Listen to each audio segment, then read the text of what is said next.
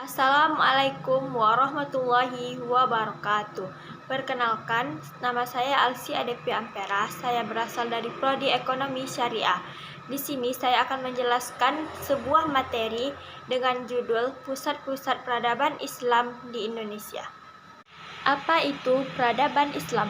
Peradaban Islam adalah terjemahan dari kata Arab al-Hudaharo al-Islamiyah. Kata Arab ini sering diterjemahkan ke dalam bahasa Indonesia dengan arti kebudayaan Islam. Menurut Ahmad Mansur, proses masuk dan berkembangnya Islam di Indonesia ada 3 teori. Yang pertama, teori Gujarat. Teori ini berpendapat bahwa agama Islam masuk ke Indonesia pada abad ke-13 dan pembawanya berasal dari Gujarat atau Kombani, India. Dasar teori ini adalah yang pertama, kurangnya fakta yang menjelaskan peranan bangsa Arab dalam penyebaran Islam di Indonesia. Yang kedua, hubungan dagang Indonesia dengan India telah lama melalui jalur Indonesia, Kombay, Timur Tengah, dan Eropa. Yang ketiga, adanya batu nisan Sultan Samudra Pasai yaitu Malik Al-Saleh tahun 1297 yang berkhas Gujarat. Teori yang kedua yaitu teori Mekah. Teori Mekah berpendapat bahwa Islam masuk ke Indonesia abad ke-7 dan pembawanya berasal dari Arab atau Mesir. Dasar teori ini adalah 1. Pada abad ke-7 yaitu tahun 674 Hijriah di pantai barat Sumatera sudah terdapat perkampungan Islam atau Arab. Yang kedua, kerajaan Samudra Pasai menganut aliran Mazhab Syafi'i. Yang ketiga, raja-raja Samudra Pasai menggunakan gelar Al-Malik, yaitu gelar tersebut berasal dari Mesir. Faktor perkembangan Islam masuk di Indonesia yang ketiga yaitu teori Persia. Teori ini berpendapat Islam masuk ke Indonesia abad ke-13, pembawanya berasal dari Persia atau Iran. Dasar teori ini adalah kesamaan budaya Persia dan masyarakat Indonesia. Jalur penyebaran Islam di Indonesia ada 6. 1. Jalur perdagangan. Sejak abad ke-7 Masehi sampai 16 Masehi, pedagang-pedagang dari Arab, Persia, dan India datang ke Indonesia. Tidak hanya sebagai pedagang, tetapi juga sebagai dai. 2. Jalur kekuasaan. 3. Jalur perkawinan. Banyak putri-putri penduduk asli dipersunting pedagang Muslim, termasuk putri para bangsawan dan putri raja. Yang keempat, jalur tasawuf. 5. Jalur pesantren. Penyebaran pesantren dirilis oleh Sunan Ampel yang mendirikan pesantren di Ampel. Yang keenam, jalur seni.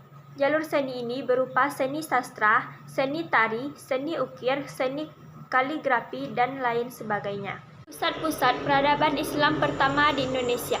Menurut cerita tradisi Jawa, sejak abad ke-17, sumber-sumber eksternal utama pengaruh Islam adalah Campa dan Pasai. Ini artinya bahwa Islamisasi di Nusantara dimulai dari Aceh, bahkan sejak abad ke-12, sebagaimana diceritakan dalam rangkaian perjalanan para Ibnu Battuta yang singgah di Aceh, yang ketika itu disambut oleh seorang Sultan Jawa yang dimaksud tentu saja Samudra Pasai, di mana mereka belum pernah mendengar kesultanan Islam lain. Pusat-pusat peradaban Islam di dunia. 1. Mekah Al-Mukarramah. Mekah Al-Mukarramah merupakan kota tempat lahirnya agama Islam, di mana Nabi Muhammad lahir dan memperoleh wahyu Al-Quran di kota Mekah. Mekah merupakan kota untuk menuntut ilmu, baik pada masa Nabi Muhammad, Khulafaur Rasyidin, maupun masa Umayyah dan Abbasiyah, bahkan hingga sekarang. Awalnya, Mekah merupakan pusat peradaban jahiliyah yang penuh dengan paganisme. Akan tetapi, seiring dengan perkembangan agama Islam yang dibawa oleh Nabi Muhammad, kota Mekah menjadi kota suci umat Islam. Di kota ini juga terdapat Ka'bah di Masjidil Haram yang merupakan kiblat umat Islam dan dalam sholat. 2. Madinah Al-Munawwaroh. Madinah Al-Munawwaroh awalnya kota ini bernama Yathrib. Kota Madinah menjadi pusat kebudayaan Islam setelah Nabi Muhammad berhijrah dari Mekah ke Yathrib. Dari Madinah inilah Nabi meneruskan perjuangan menyebarkan agama Islam. Di Madinah selama 13 tahun Nabi membina dan mengembangkan masyarakat Islam. Madinah Al-Munawwaroh merupakan kota pusat kebudayaan Islam di Arab.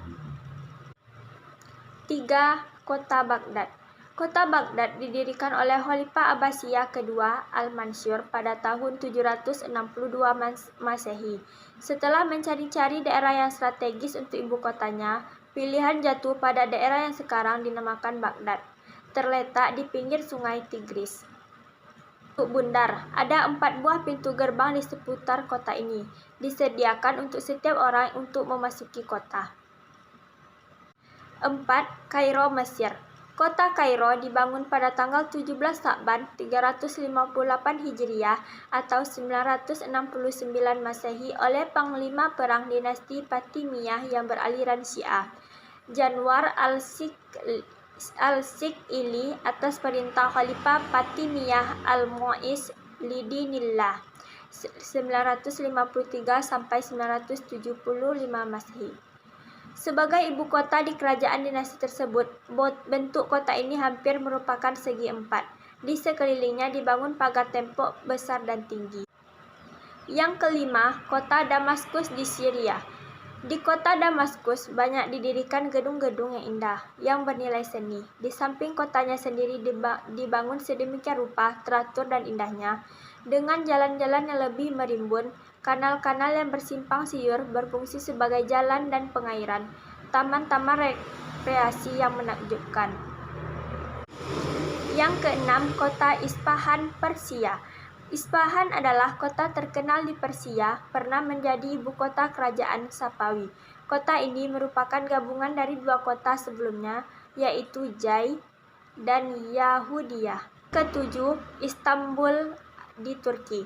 Istanbul adalah ibu kota kerajaan Turki Utsmani. Kota ini sebelumnya merupakan ibu kota kerajaan Romawi Timur yang bernama Konstantinopel. Yang kedelapan, kota Delhi, India. Delhi adalah ibu kota kerajaan Islam di India sejak tahun 608 Hijriah atau 1211 Masehi. Yang kesembilan, kota Andalus, Spanyol. Di Spanyol banyak kota-kota Islam yang masyhur dan menjadi pusat peradaban Islam seperti Sevilla, Cordoba, Granada, Murcia, dan Toledo. Yang terpenting di antaranya adalah kota Cordoba dan Granada. Yang ke-10, kota Samarkand dan Bukhara di Transyoxania. Di Transyoxania terdapat 2 kota penting tempat peradaban Islam pernah berkembang dengan pesat, yaitu Samarkand dan Bukhara. Samarkand terletak di sebelah selatan Sungai Al-Sagat. 11. Aceh. Aceh mewakili pusat dunia Islam di Asia Tenggara pada masa kejayaan Aceh, merupakan pusat peradaban wilayah di dunia Islam bagian timur, yaitu Asia Tenggara. Bahkan Aceh merupakan pintu transmisi jalur perjalanan penyebaran agama Islam ke seluruh wilayah Asia Tenggara. Karena itu Aceh terkenal dengan sebutan Serambi Mekah. Aceh merupakan pintu gerbang masuknya Islam ke seluruh wilayah Nusantara. Demikianlah penjelasan saya mengenai pusat-pusat peradaban Islam di Indonesia. Lebih dan kurangnya saya mohon maaf. Assalamualaikum warahmatullahi wabarakatuh.